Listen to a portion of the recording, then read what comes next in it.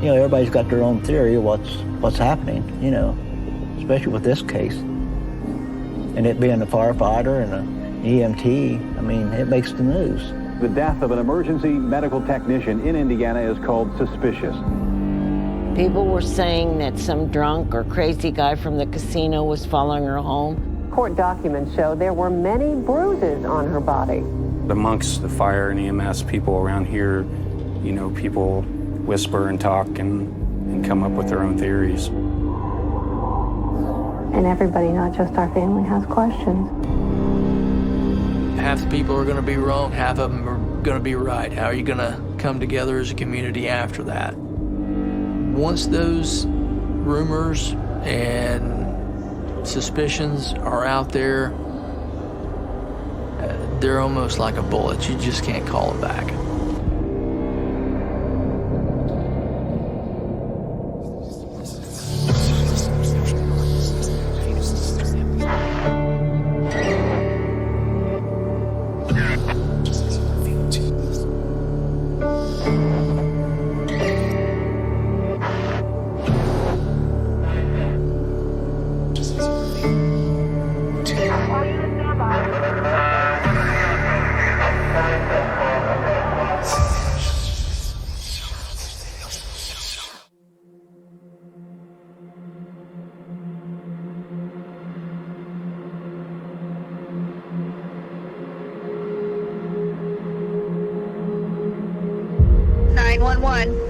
Yes, I need police and possible EMS at...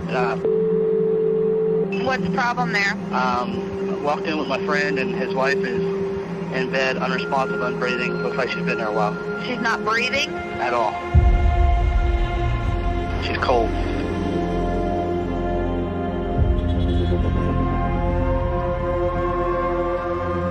The call to 911 comes from a house on a typically quiet street in downtown Lawrenceburg. By the time detectives Barry Bridges and John Vance arrive, it's clear something out of the ordinary is happening. Lawrenceburg first responders were already on scene. It was probably one of the larger crowds I'd ever seen. I observed that there was quite a few firemen there. The reason for the throng of first responders is because the home belongs to two of their own, Bill and Melissa Henderson. Melissa was an EMT, and Bill was a volunteer fireman. Bill Henderson was being consoled by other firefighters. They basically tell me that Mr. Henderson and one of his friends had come home a little bit earlier and found Mrs. Henderson in her bed, deceased. The detectives push through the crowd and make their way to the first floor bedroom.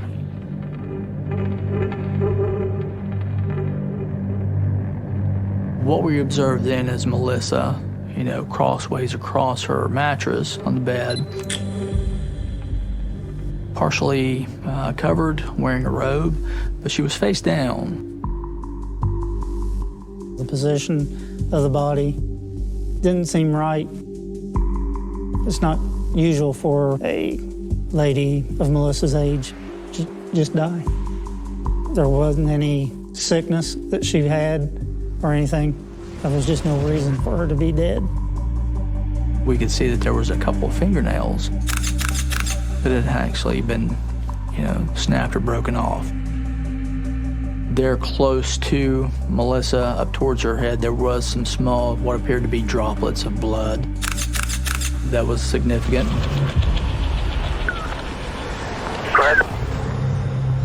I noticed that there looked like there was an anniversary card, a bouquet of flowers up on the chest of drawers, and maybe a radio charger and a few things, but nothing really seemed, you know, scattered about.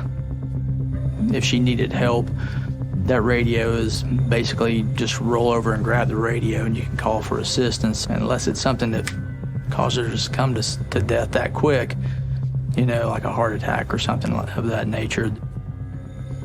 She shouldn't be dead, as far as we know, so we need to find out.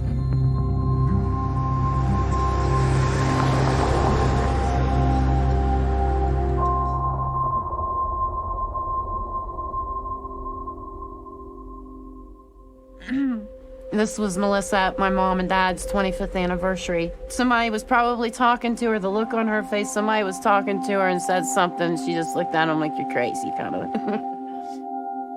She was funny. She was very energetic. Very artistic. Very loving. A wonderful mother, a wonderful sister, a wonderful daughter. This is Bill and Melissa on the day of their wedding. Their marriage, they were happy. They were happy and they always laughed and cut up. Yeah, they were happy. They were really happy. When I got to the scene, they told us that we had one of our own that had passed away. And it was Melissa. My children went to school with her children, and I know that she was a good mom.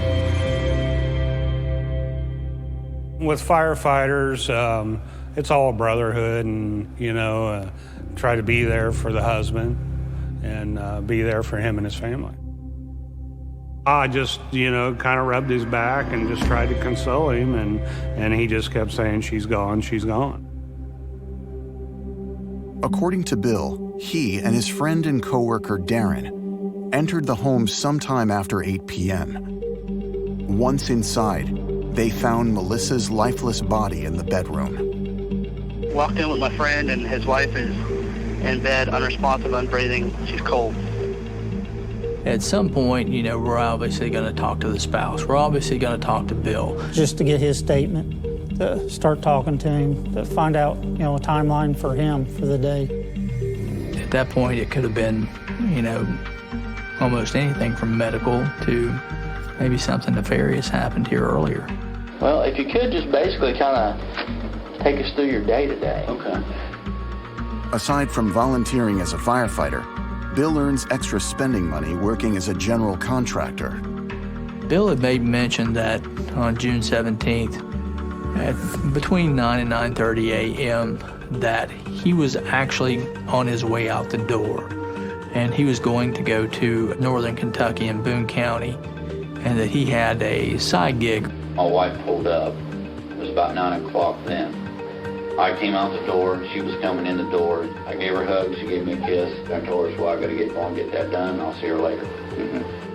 Bill then claims that as he was driving to the job site, he fell ill and had to stop at a gas station. The next thing I know, I woke up, I was in the hospital. He's ultimately released that day, and he showed me paperwork where he had been actually admitted to the hospital, and I believe still had his band on from the hospital, identifying it, that he had been there. At approximately 5 p.m., Bill is released from the hospital and begins his journey home. As he's driving, Bill calls Darren. Bill and Darren are both volunteer firefighters. Darren was going to be borrowing Bill's truck. Previously, Bill had agreed to help Darren move. But since he is still less than 100%, the two men agree to meet at Bill's home. And they both kind of get there around about the same time, and Darren actually goes in with Bill to get this set of car keys. I went in, Darren came in behind me, I turned the light on, and I was hollering, Melissa, Melissa. She didn't answer, she didn't answer. Darren said, damn, she must sleep heavy. She was just laying there. So I went around her like I normally do. I went to shake her, and that's when I felt it was cold. So Darren grabbed her hand and felt her pulse, and by then, I don't know, instinct, I went to pick her up like this. When I did, I seen that, I don't know, it was like bloody, and it made like a noise. I picked her up, and it freaked me out. I started shaking that. Darren said, Bill, you need to call 911. Darren believed that Bill was possibly in shock at the time and couldn't make the phone call, so Darren actually made that call. After speaking to Bill, detectives sit down with Darren to see if he can corroborate the story they've been told. I guess you know Bill, and did you know Melissa? Yeah. Really? I knew Bill was better than Melissa, but I met Melissa pretty well. How did you get with Bill tonight? I was going to borrow his truck to moved boxes from my old place to the new place. To the new one? Okay. And he said he's going to Kentucky? Yeah. What time was you supposed to meet with him, switch trucks? Whenever he got back. Okay. Basically what I sensed from Darren is Darren wasn't telling me everything. This is a death scene, and for some reason this guy's acting, you know, like he's holding back on us.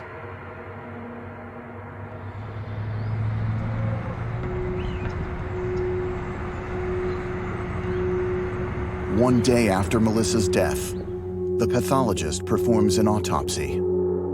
The autopsy came back as undetermined cause of death, which sort of baffled us. Just because we don't know cause and manner of death, that doesn't mean we can stop investigating. There's a family out there that wants to know what's going on, and we have to just keep working until we find out what actually happened.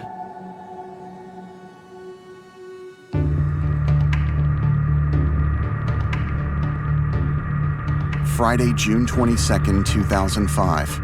Melissa's friends and family gather to say their final goodbyes. The day that we had the funeral, that's the first time I got to see my sister. And I went in and I looked at her and I noticed that something wasn't right. My sister had a purple bruise going clear across her neck. Everybody in the funeral home, I think, were in disbelief. It was like, did you see the neck?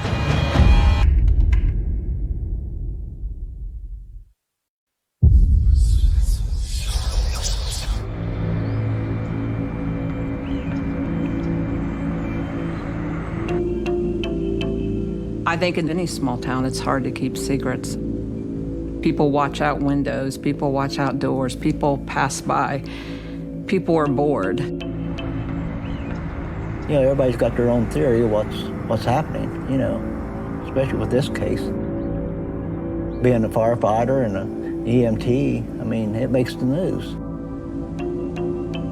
It's like wildfire, you know, it spreads.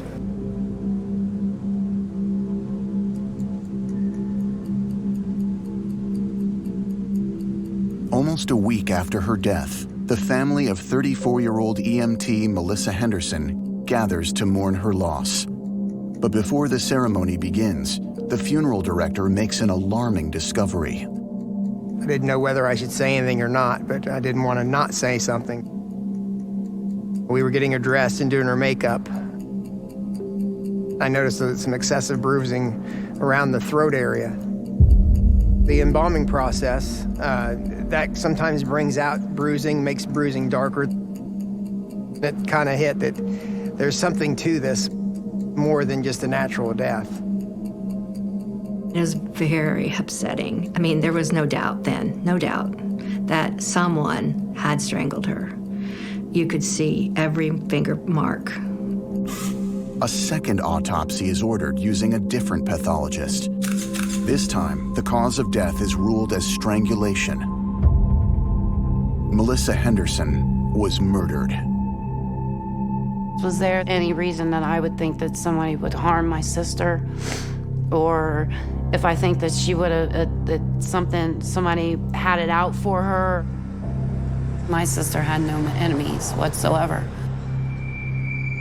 In a suspicious death, you basically want to do some victimology. You need to find out as much as you possibly can about the decedent. To learn more about their victim, detectives ask Melissa's husband, Bill, to speak with them again. While we were talking to Bill early on, I believe he even made reference to the fact that we were kind of like the Brady Bunch. Everything was great. We all got along, and there was no rifts in the family. Bill Henderson, he was really respected. He was a great family man, great father, and a great husband. He provided very well for his family and made sure that they always had what they needed. Along with probing into his and Melissa's marriage, detectives need Bill to retell his story of being out of town. He told us that he actually did make a phone call when he was on his way back from Berea, Kentucky. And what we did was we verified that with his answering service at the time. Friday, 6:06 p.m. Yeah, Melissa, it's Bill. Getting home now. Something happened to me. I just freaking fell over. I don't know if it's because of stress, but I guess you straightened out now. I'm getting ready to get home now, so probably about 7 or so. All right. Love you. Be home a little bit. Bye. Additional questions about Bill's story are set aside when surveillance footage from a local gas station confirms his morning departure. I was able to actually see Bill's vehicle leaving the home, which meant, hey, well, he's telling the truth. While the official investigation grinds ahead, Melissa Henderson's friends and coworkers start to talk. The casino is about 20 minutes from Lawrenceburg. And her job at the casino was an EMT. She was an EMT, I think, mostly at nights there. Once the casino came in, everything started changing from small town to there's money everywhere. There's random people, a lot of people out of towners, never been there. People were saying that some drunk or crazy guy from the casino was following her home. Melissa told me a few times she was being followed and stalked and that type of thing. I tried to get her to go to the police and, report something, but she wouldn't do it.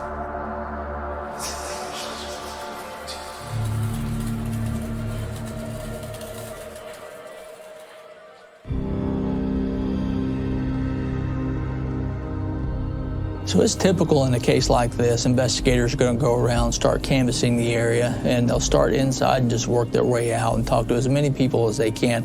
People who know the Henderson family, the goings, the comings, and things like that. But above all else, the dig for information reveals that not everyone in Lawrenceburg is willing to talk. Situations like this case, where you have two people that were members of a fire department, one EMS, one on the fire department side. It's a family.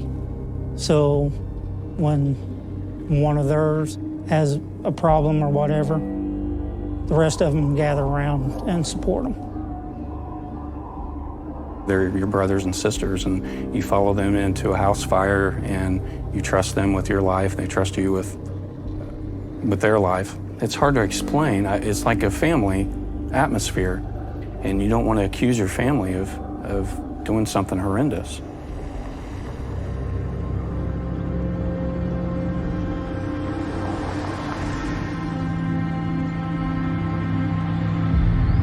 In early August, the processing of the DNA samples retrieved from the crime scene is complete. The DNA found at the scene contained a mixture of Melissa Henderson and William Henderson. That's not all.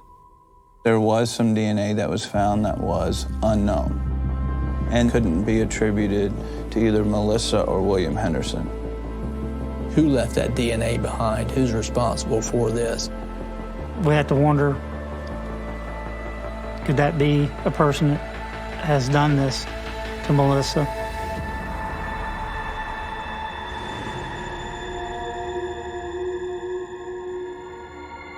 Yeah, I would say a small town like this, when the rumors goes around about who did what, people get to knowing and they talk about it. Melissa was very scared of different relatives in Bill's family. There was just a lot of history, a lot of things that made her nervous. She didn't want to be around. She didn't even want her kids around them. There was one guy in Bill's family that she was specifically afraid of.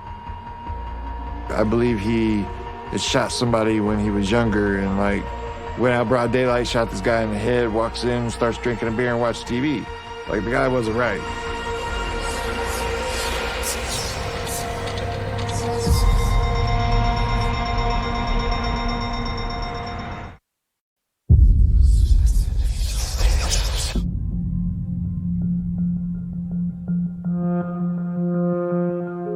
Melissa Henderson's 12-year-old daughter created this memorial to her mother on the bed where she was found dead by her husband, a volunteer fireman in Lawrenceburg.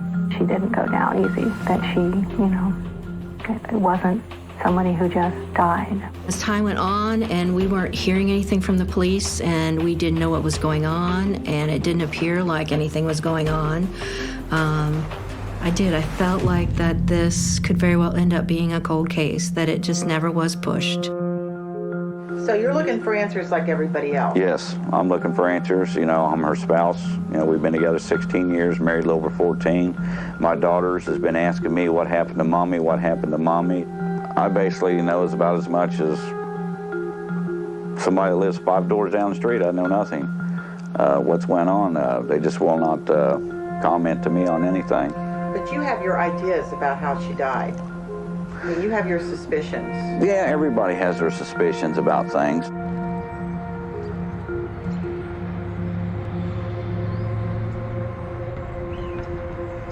Dearborn County detectives investigating the murder of Melissa Henderson have evidence that has an unknown source of DNA on her body. Could it belong to her killer? We had a name come up later on, a relative of the Henderson family, who actually did have a violent past. We spoke to Melissa's family, and someone in the family mentioned that if anybody had harmed Melissa, it was probably a family member of Bill that Melissa had sort of been scared of. And the more and more we dug into this guy, it came to light that he had spent 20 years in prison for actually committing a violent act. He actually shot someone in the head. Locating Bill's relative takes time, but when they do, detectives get the sense he's not their man. He was fairly frail and had some medical complications. He just didn't have the physical presence to actually commit this type of crime. We also obtained a DNA sample from this individual, which was tested, and through the testing, he was ruled out.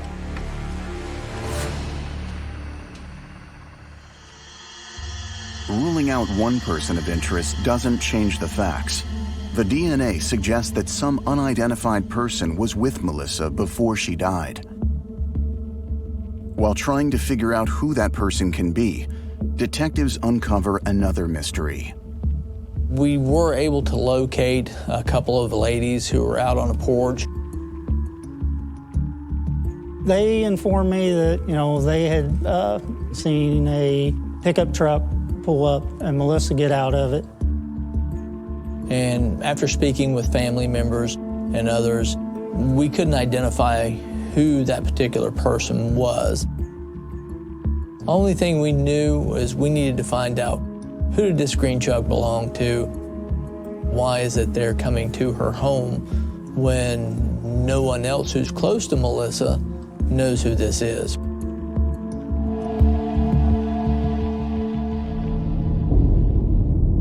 Melissa and I worked at the casino. It's on the river, on the Ohio River. It has restaurants inside, has a pavilion. They also have music, and of course the gambling. The gambling's the big thing. There was rumors at the casino that she, being involved there and being an EMT, that, maybe somebody got a little too attached, but there was also a lot of rumors because with that many people in one place, there's going to be talk. One day when Melissa and I were working out, she was telling me that she was being watched and that she was being followed. Every time she turned around, it seemed like somebody was following her in a vehicle. It was never the same vehicle, neither. It was always a different vehicle. Once I remember a truck.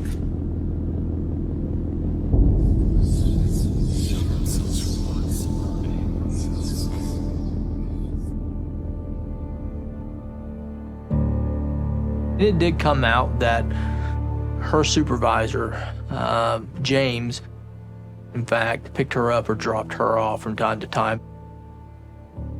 James is actually the owner of that green truck.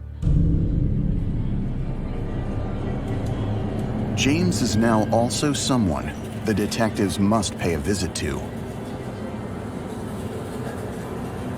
James, before we went on the tape here, you stated to me that you did have a relationship with Melissa. Yes. What was the nature of the relationship? I just want to start at the beginning, I guess. Okay. The idea of strangulation is someone's obviously very angry and motivated, crime of passion. One of the possible explanations is that James was in an affair with her and that she was calling it off to be with her husband, and that he was angered by this. But he is not the only person with a possible motive. James is a married man. Does his wife know about the affair? James's wife, she would certainly have motive to kill Melissa Henderson.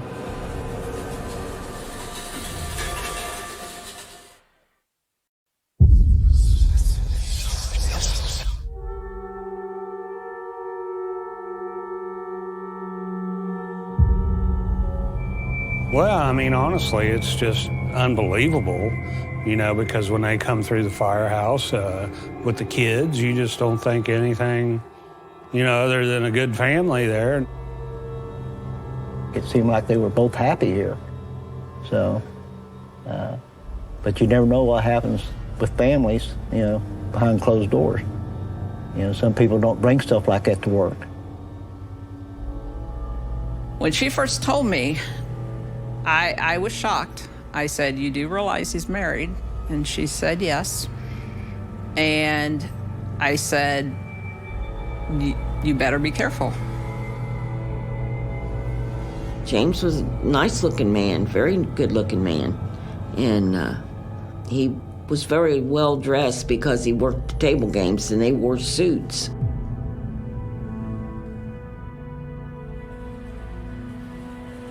At first, Melissa Henderson's boss, James Grunfeld, remained quiet about their secret relationship. But when detectives investigating her murder confront him, he starts talking. He told me that he and Melissa had been dating. They had known each other in the past, and when she started working at the casino, they rekindled a relationship. James claims that in the weeks just prior to her death, he and Melissa had regularly been meeting up. We met on several occasions outside of work, and we text each other an awful lot. Okay. We talk on the cell. During the conversation, James reveals that the last time he saw Melissa was the day before her murder. She says, "Look, I'd like to see you for a little bit if I can." I said, "Okay." I said, "What time or what do you want to do?" That was Thursday, somewhere around 1:30 p.m. So we agreed to meet at, must have been 1:20, because it seemed like I said, "We'll meet at 2:20. And she told me to be on time because I'm always late.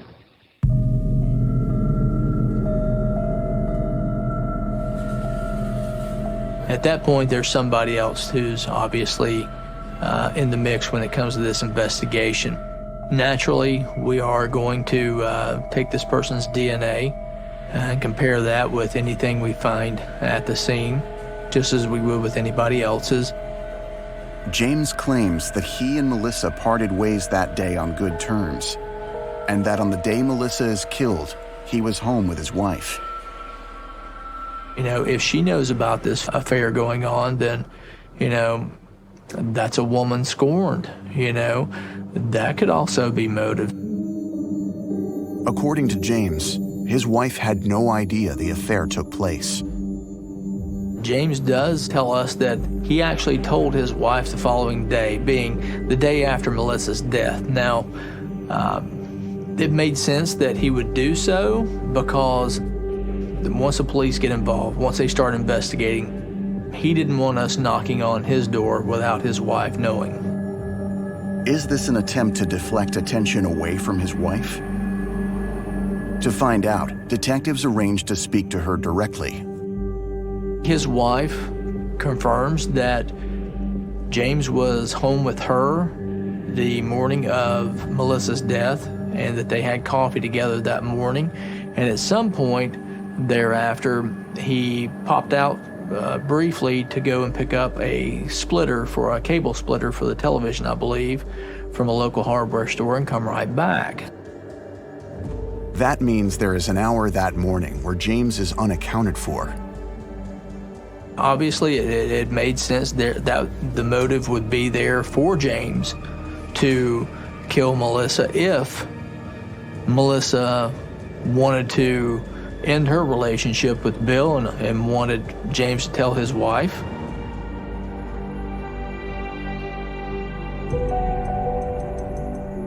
Detective Vance actually went to the hardware store. He found the receipt, basically found out what he had purchased, and ran his timeline. It seemed to make sense. So his alibi checked out. But detectives still have the DNA found on Melissa's body. As the investigation proceeded, we were able to determine that James had spent some time with Melissa the night before her murder. So we expected that would be a possibility that we would find his DNA. But his DNA did not match.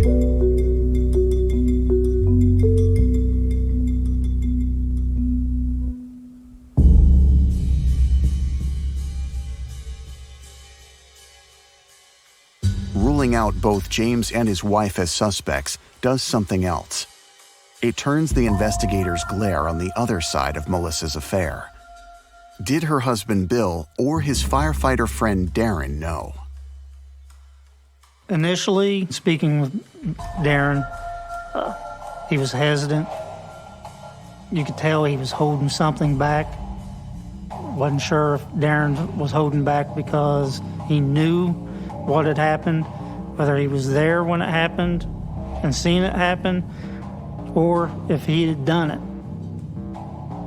Hearing that, hey, you're suspect in this, I think kind of gave him pause. This time, when they speak to Darren, he decides to talk.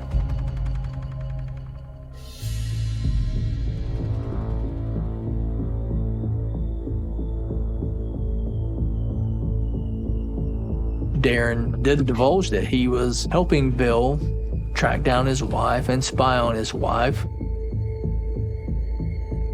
and that he believed she was actually having, an extramarital affair, which they seemed to approve it.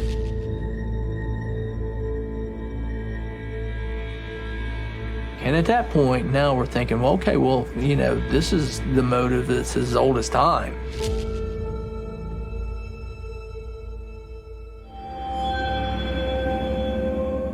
With the focus now back on Bill, detectives are contacted by a local reporter. I was made aware by a local television reporter, Deb Dixon, that she was doing a follow-up story on Melissa's death. She told me, John, you've got to see this. And at that point, she shows me a clip of the interview she did with Bill. Me and my wife, we were like the Brady Bunch with all the without all the kids. We've been together 16 years.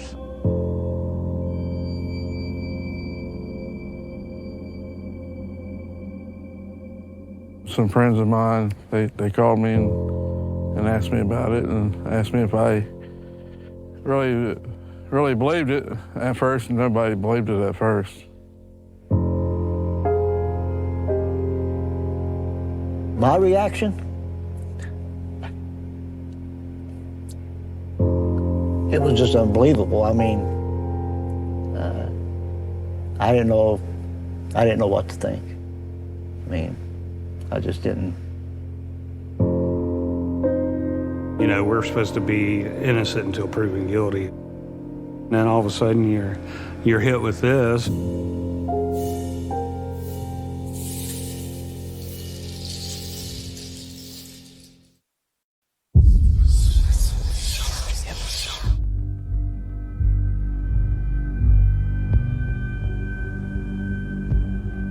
and my wife, we were like the Brady Bunch with all the without all the kids. We've been together 16 years. We met in '89. We got married in June 15th of '91. Everybody that knew us in the community, friends, family that knew us, we got along. We were a good couple. Bill was trying to describe the perfect family. You know, everything's as good as it can be, when we already knew things weren't good. From the onset of the investigation, he never made reference to anything being wrong in the marriage whatsoever. But as I watched the video, Bill's story seemed to change. In a part of an interview that never aired, Bill Henderson reveals that in fact he was suspicious of Melissa.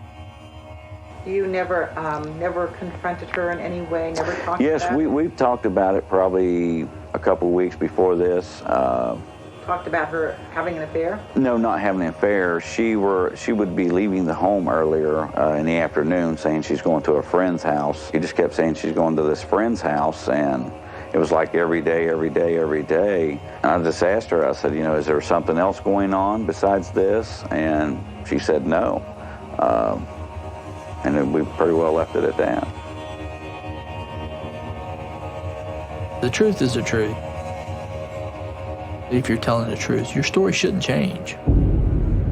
You know, we know from our investigation, from what you told us also, that you was upset you found out she'd been messing around on you. I had a suspicion, I told you guys. I didn't say she was. I had a suspicion that she was. I just kept calling him out on inconsistent statements, what made sense, what didn't make sense. But you told other people, you knew pretty much. I had a suspicion. No, I didn't say I knew. I had a suspicion. That's what I thought. You told Deb Dixon that you didn't know that. We told you that. We didn't tell you that. Yeah, you did. As Bill continues to deny knowing about the affair, detectives work to catch him in another lie. Who else has a motive to kill Melissa? I don't know. Exactly. And I can't find anybody. And everybody's pointing to this James guy and saying, oh, well, you know, what's his motive to kill her? Somebody strangled her. And everything's pointing to you, Bill. She was alive when I left, Barry. She went through the door, and I went out the front door and said, I'll see you at 3. That's true. Now, Bill. Well, that's true. Yes, it is. Yes, it is.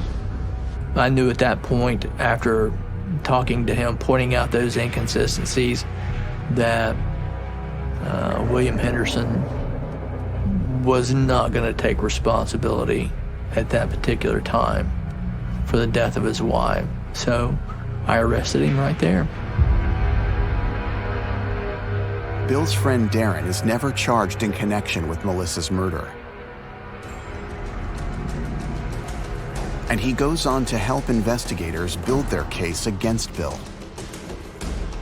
Darren revealed that at the scene when they discovered the body, that William Henderson didn't go straight to Melissa to determine if she was alive or what was wrong with her. He went straight to a drawer, pulls the EMT radio out and places it on the counter.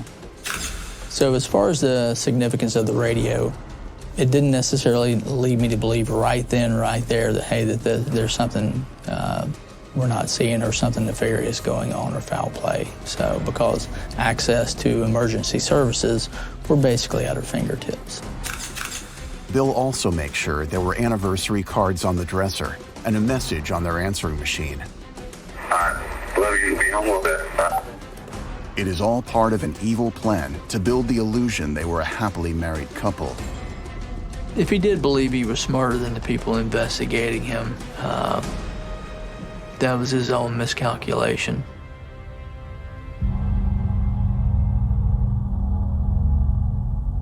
Once we found out that he was accused of killing his wife, no one really wanted to talk about it. We didn't know if there was others involved. We didn't want to get involved ourselves. How did I react? I don't know.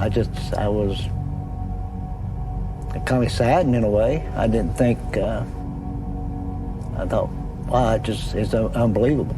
I mean, you know, Bill, I've talked to Bill many times here at this department because he was a volunteer, and he volunteered a lot. You know, I thought they were a great team here, it seemed like. In July 2007, Bill Henderson stands trial for murdering his wife, Melissa. He pleads not guilty. And the jury saw right through it, which would explain why they only deliberated for 10 minutes before rendering a guilty verdict. Bill Henderson is sentenced to 65 years in prison. The unknown DNA sample that had once seemed so important is never entered into evidence. We put James and Darren Laird's names and tested their DNA to the unknown strand and never came back to anyone else. Investigators suspect Melissa picked up the DNA from her day-to-day work as an EMT.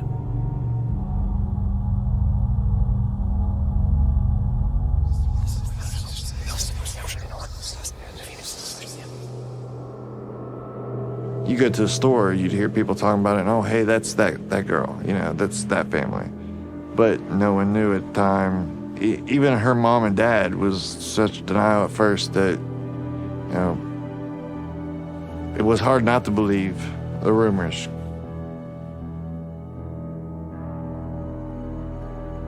With Melissa's murder, I can honestly say it's changed me in many ways. It's caused me not to be able to trust people. It's always second guessing on whether or not their intentions are good. Because if you can't trust your own family, who can you trust?